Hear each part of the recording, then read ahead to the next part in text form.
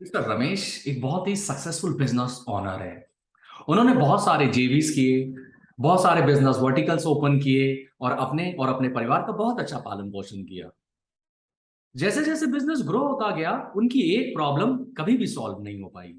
और उनकी वो प्रॉब्लम थी जैसे जैसे बिजनेस ग्रो हुआ, उनके फैमिली मेंबर, उनके बच्चे बिजनेस के अंदर आते चले गए।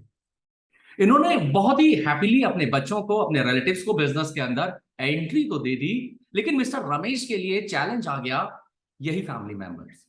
क्योंकि इन फैमिली मेंबर से मिस्टर रमेश रिपोर्टिंग नहीं ले पा रहे थे। बोर्ड मीटिंग के अंदर इन पर्सन से जब कोई क्वेश्चन पूछा जाता था, मिस्टर रमेश जब कोई क्वेश्चन पूछते थे तो वो उस क्वेश्चन का सही आंसर नहीं देते थे। मिस्टर रमेश बहुत परेशान थे।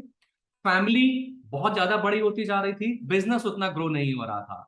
परिवार के सदस्य जो बिजनेस के अंदर आए हैं वो प्रॉपर काम नहीं कर रहे थे, और अगर प्रॉपर काम कर रहे हैं तो रिपोर्टिंग नहीं दे रहे थे। इस तरीके से बिजनेस के अंदर भी ग्रोथ डाउन होनी शुरू हो गई और रिलेशनशिप के अंदर भी खटास आनी शुरू हो गई। मिस्टर रमेश ने हम लोगों को अप्रोच किया, और हम लोगों को अप्रोच करने के बाद इस पर्टिकुलर प्रॉब्लम का सॉल्यूशन मांगा। मेरा नाम राकेश शर्मा है और लोग मुझे प्यार से इंडिया का first succession Guru for the family businesses बोलते हैं।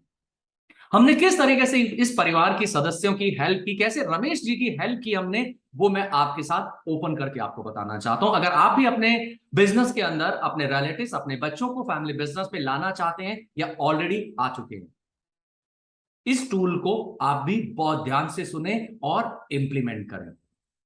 और इस टूल को कैसे इंप्लीमेंट करेंगे? जब कभी भी आप अपने फैमिली बिजनेस के अंदर अपने बच्चों को या रिलेटिव्स को बिजनेस के अंदर लेके आएंगे, नो डाउट आपने उनका केपीआई और केआरए जॉब डिस्क्रिप्शन बहुत सुंदर सा ऑलरेडी बना रखा होगा। आप अपने इन रिलेटिव से डायरेक्ट रिपोर्टिंग नहीं लेंगे। आप इन बच्चों से, इन रिलेटिव से डायरेक्ट बोर्ड मीटिंग के अंदर क्वेश्चंस नहीं पूछेंगे।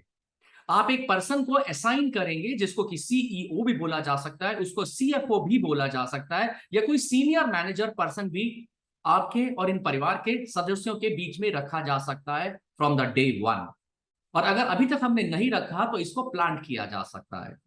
बिजनेस से रिलेटेड जितने भी डिस्कशन, जितने भी पॉइंट्स के बारे में आपस में डिस्कस करना होगा, ये फैमिली मेंबर्स इस मिडिल पर्सन को, इस medial senior level management person को रिपोर्ट करेंगे, और डायरेक्ट आपके साथ रिपोर्टिंग नहीं होगी। आप तो सिर्फ बोर्ड मीटिंग में बैठेंगे और उस बोर्ड मीटिंग के अंदर नंबर्स को विजुअलाइज करेंगे, नंबर्स के साथ विजन को आप देखेंगे, क्या हमारी फैमिली और हमारा बिजनेस, क्या जिस विजन और मिशन के लिए क्रिएट किया गया था, क्या उसी ट्रैक के ऊपर है।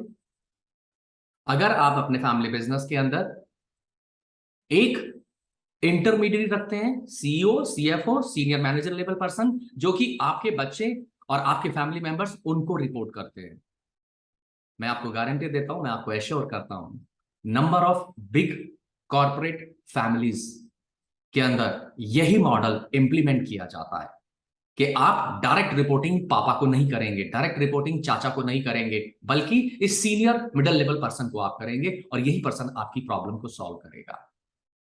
अगर आप चाहते हैं मेरे से ऐसे और भी बहुत सारे वैल्यूएबल टूल्स लेना फॉर योर फैमिली बिजनेस, नीचे लिखे हुए नीचे आइकन पे जाके क्लिक करें, बेल आइकन है उस पे जाके क्लिक करें, इस यूट्यूब चैनल को सब्सक्राइब करें।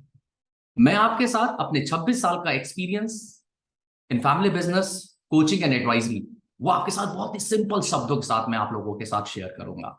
And thank you so much for watching this video. Thank you so much.